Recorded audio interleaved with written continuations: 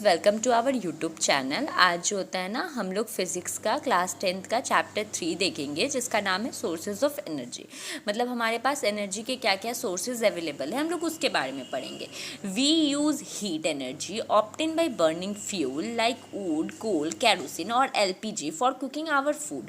हम लोग जो होते हैं ना, हीट एनर्जी का यूज़ करते हैं और ये हीट एनर्जी हमें किससे मिलता है? तो लकड़ियों से मिलता है, कोयला से मिलता है, केरोसिन, एलपीजी। जब हम लोग इसको जलाते हैं तो हम लोग को हीट एनर्जी रिलीज होता है।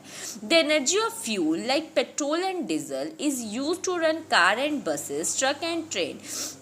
अब क्या, कुछ फ्यूल्स जैसे कि हुआ पेट्रोल हो गया, डीजल हो गया, इसका इस्तेमाल हम लोग कब करते हैं? जब हम लोग को गाड़ी, बस, ट्रेन, ट्रैक्टर ये सब चलाना रहता है, तब हम लोग फ्यूल एनर्जी का यूज़ करते हैं। Diesel is also used to provide energy to run the pump set for irrigation in agriculture. Diesel जो होता है ना, उसका यूज़ हम लोग कब करते हैं? तो पंप सेट में भी डीजल का यूज़ करते हैं इरिगेशन के फैसिलिटी के लिए। Coal, fuel, oil and natural gases are use to provide energy in factories and run thermal power plant. जैसे हम लोग का कोल हुआ, फ्यूल हुआ, ऑयल हुआ, नेचुरल गैस वगैरह हो गया, ये सब क्या होता है ना, हम लोगों को एनर्जी प्रोवाइड करता है जिसको हम लोग अपने डेली लाइफ में यूज़ करते हैं। Electrical energy is use for lightning bulbs and tube and to run radio, television, household appliances, electric trains and factory and machine.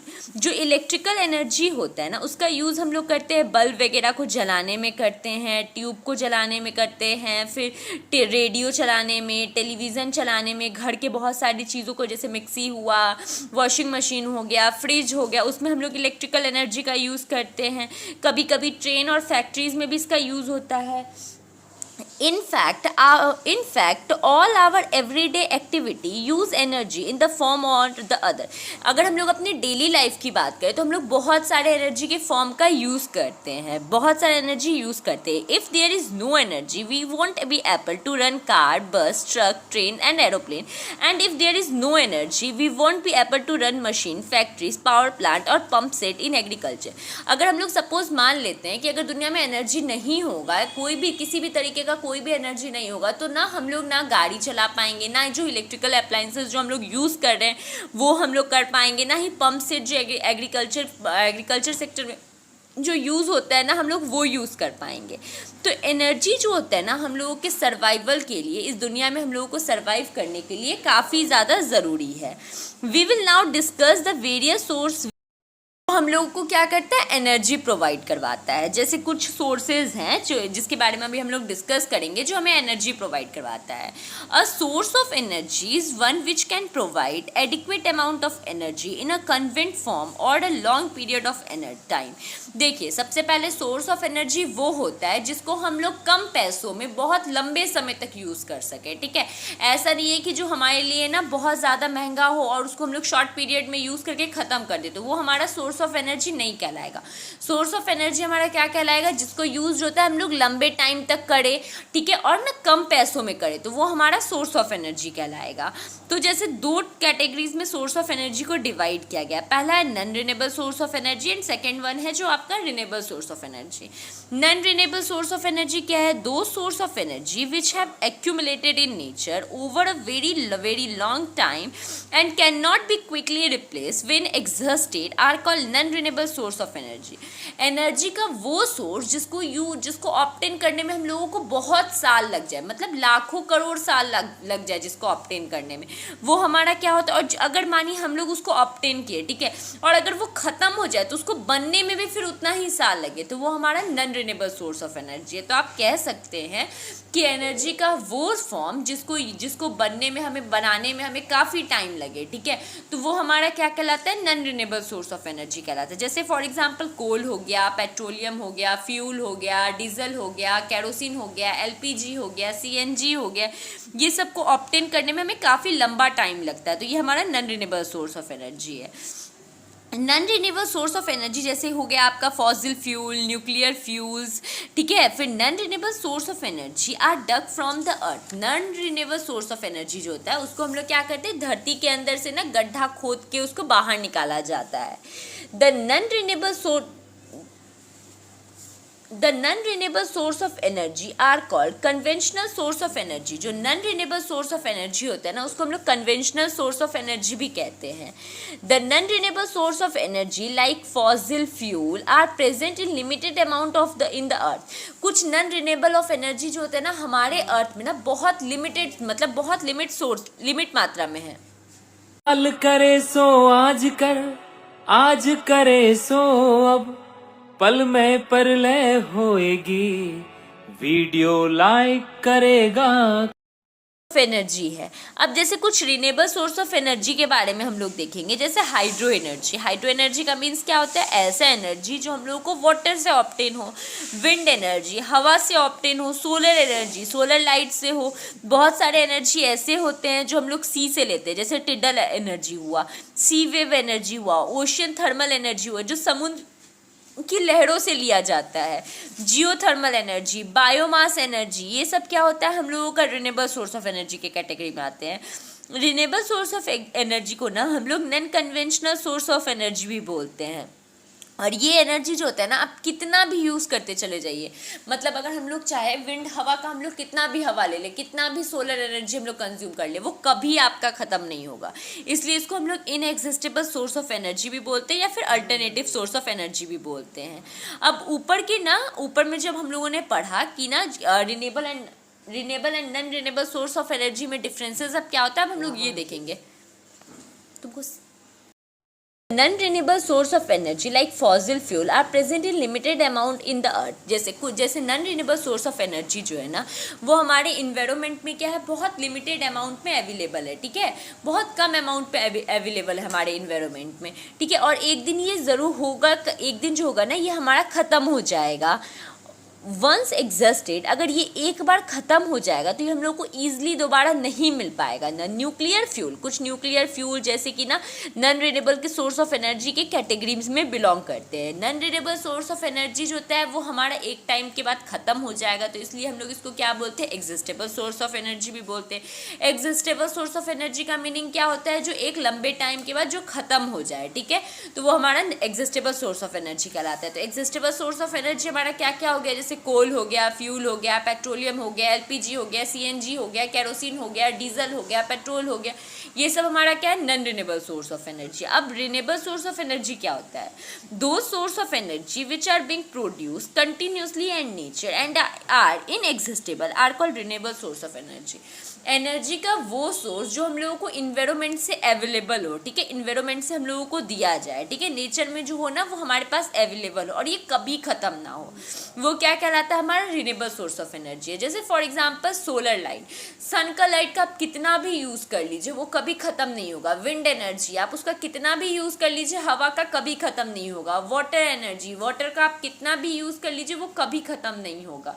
तो ये सब क्या हो गया? हमारे रिन्यूएबल सोर्स ऑफ एनर्जी हो गए। जैसे वुड, लकड़ी भी एक टाइम में हम लोगों का रिन्यूएबल सोर्स ऑफ एनर्जी है, ठीक है, क्योंकि ना ये जो होता है फॉरेस्ट जो होता है, अगर आप पेड़ को काटिएगा अभी तो फॉरेस्ट आप खत्म नहीं होगा, कहीं ना कहीं से छोटा ना छोटा सा पेड़ ऑब्टेन हो जाएगा। तो देखिए वुड जो होता है ना, जब हम लोग ना जब ज़्यादा अमाउंट में जब हम लोग काटते हैं लकड़ियाँ तो ये हमारे इन्वायरमेंट के लिए सही नहीं होता है, लेकिन जो होता है ना हम लोगों के लिए ना, हम लोग एनर्जी का यूज़ करते हैं ना, तो ये हम लोगों के लिए अच्छा भी हो।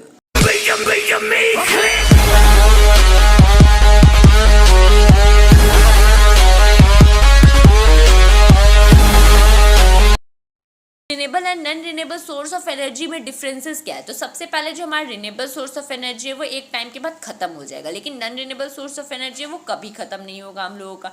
रिन्यूएबल सोर्स ऑफ एनर्जी अगर हमारा खत्म हो जाएगा तो उसको वापस से ऑब्टेन करने में हमें काफ़ी मेहनत करनी पड़ेगी, लेकिन non renewable source of energy वो अगर खत्म भी होगा तो हम लोगों को उसको दोबारा ऑब्टेन करने में ज़्यादा मेहनत नहीं पड़ेगा। तो ये सब जो होता है ना कुछ डिफरेंसेस है renewable and non renewable source of energy में। अब सबसे बड़ा सवाल आता है कि what is a good source of energy? Good source of energy किसको बोलते हैं? तो देखिए, whenever work has to be done energy is release. जब हम लोग किसी भी तरीके का कोई भी काम करते हैं, छोटा काम करे बड़ा काम करे, तो एनर्जी हमारा रिलीज होता है और एनर्जी की ज़रूरत भी हमें पड़ती है। तो एनर्जी जो होता है वो कहाँ से सप्लाई होता है? तो एनर्जी जो होता है वो हमारे एनर्जी के सोर्सेज से सप्लाई होते हैं, ठीक है। कोई भी अगर हम काम करें, जैसे अगर मानिए हम खाना बना रहे हैं तो खाना बनाने के लिए हमको एनर्जी का ज़रूरत है, तो एनर्जी हम लोगों को कहाँ से मिलेगा? तो वो एनर्जी एलपीजी, सीएनजी, वुड, इन सब के फॉर्म में हमको मिलेगा। तो इसमें what is a good source of energy, कौन सा ऐसा सोर्स है एनर्जी का जिसको हम लोग अच्छा बोलेंगे और कौन सा जो है उसको अच्छा नहीं बोलेंगे। तो सबसे पहले जो कि गुड सोर्स ऑफ एनर्जी की कैटेगरी में बिलोंग करता है वो क्या है हम लोगों का, कि कोई भी which would to do a large amount of work per unit mass. अगर मानिए आप एक लकड़ी ले रहे हैं तो उससे आपका ज़्यादा से ज़्यादा काम हो सके, ठीक है, जो कम यूनिट में ना हम लोगों को ज़्यादा वर्क को डन करे, वो गुड सोर्स ऑफ एनर्जी है। Which is cheap and easily available, जो कि सस्ता और हमें आसानी से मिल जाए, उसके लिए हम लोग को यहाँ वहाँ भटकना ना पड़े, तो वो हमारा गुड सोर्स ऑफ एनर्जी के कैटेगरी से बिलोंग करता है। Which is easy to store and transport, जिसको घर में स्टोर करना और कहीं बाहर ट्रांसपोर्ट करना दोनों आसान हो, तो वो हमारा गुड सोर्स ऑफ एनर्जी कहलाएगा। Which is safe to handle and use, जो हम लोगों के लिए काफ़ी सेफ हो, उसको हैंडल करने में हम लोगों को कोई भी प्रॉब्लम ना हो, उसको हम आसानी से हैंडल कर सके, तो वही हम लोगों का गुड सोर्स ऑफ एनर्जी कहलाएगा। Which does not cause environmental pollution, जो किसी भी तरीके का कोई भी हम लोगों का इन्वायरमेंटल पॉल्यूशन क्रिएट ना करे, तो वो हमारा क्या होता है, गुड सोर्स ऑफ एनर्जी के कैटेगरी से बिलोंग करता है। अब हम लोग डिस्कस करते हैं What is fuel? Fuel basically होता क्या है, तो those material which are burned to produce heat energy are known as fuel। ऐसे मटेरियल जिसको हम लोग जलाए और हम लोगों को वो हीट एनर्जी प्रोड्यूस करे, तो वो हमारा क्या कहलाता है, फ्यूल कहलाता है। जैसे wood, coal, cooking gas, kerosene, diesel, petrol, ये सब क्या है, फ्यूल के कैटेगरी में बिलोंग करता है। आवर डे टू डे की लाइफ की बात करें तो most important source of energy जो होता है ना वो फ्यूल है। आज के टाइम में अगर हम लोग बात करें तो फ्यूल जो होता है ना वो हमारे लिए सबसे ज़्यादा अच्छा एनर्जी का सोर्स है, सबसे ज़्यादा अच्छा एनर्जी का सोर्स है। Fuel are in fact the concentrated store house of energy. हम लोग कह सकते हैं कि फ्यूल जो होता है ना वो एज अ स्टोर हाउस की तरह काम करता है हमारे लिए, और जो कि हम लोगों को आसानी से अवेलेबल भी हो जाता है। Before we describe some characteristic properties of fuel which will help us to choose the best possible fuel of a particular use, we mean the term of calorific value of fuels and the ignition temperature of a fuel। देखिए fuel के जो characteristic होते हैं ना उसको समझने से पहले ना हम लोग दो टर्म समझ लेते हैं। पहला टर्म क्या होता है, इग्निशन वैल्यू, दूसरा टर्म क्या होता है, कैलोरीफिक वैल्यू, ठीक है। ये दोनों टर्म क्या होता है, तो सबसे पहले कैलोरीफिक वैल्यू क्या होता है, तो the amount of heat produce by a burning a unit mass of fuel completely is known as calorific value. जैसे अगर आप एक लकड़ी जला रहे हैं तो वो कितना यूनिट मास में जो होता है, कितना यूनिट जो होता है लकड़ी जो होता है ना, एक पर्टिकुलर टेम्परेचर, एक पर्टिकुलर वैल्यू पे जल गया, तो वो हमारा क्या कहलाता है, कैलोरीफिक वैल्यू कहलाता है, ठीक है। इसको जो होता है जनरली हम लोग ग्राम वगैरह में मेंशन करते हैं, जनरली हम लोग क्या करते हैं ना, ग्राम वगैरह में मेंशन करते हैं। तो हम लोग कह सकते हैं the amount of heat produce by burning 1 gram of fuel. अगर 1 ग्राम आप फ्यूल, कोई भी फ्यूल अगर 1 ग्राम है आपका, तो वो उसको जलाने में आपको जितना एनर्जी लग रहा है वो आपका क्या कहलाएगा, तो कैलोरीफिक वैल्यू हम लोगों का कहलाएगा।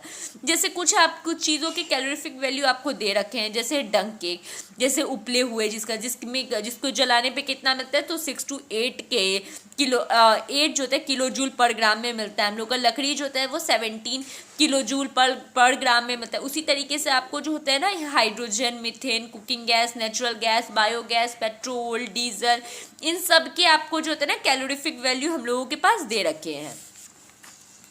अब नेक्स्ट हमारा क्या है ना कि इग्निशन टेम्परेचर क्या होता है, तो the minimum temperature to which a fuel must be heated so that it may catch fire and start burning is known as ignition temperature.